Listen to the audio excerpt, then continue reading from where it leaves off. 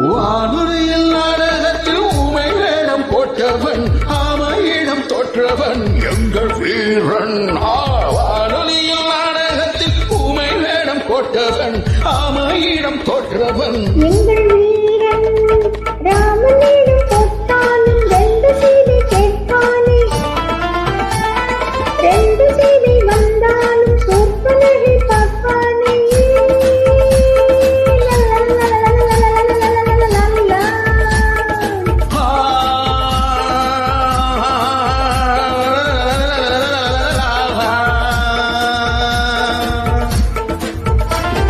பௌர்ணமி நேரம் பாவை ஒருத்தி மின்னல் போல முன்னால் போனா பின்ன கண்டு பின்னால் சென்றேன். பொண்ணு ஊருக்கு புதுசா என்றேன். காலில் உள்ளது பொருசு என்றால் ஓடோ நாட் மீ ஆஃப்டர் தட்.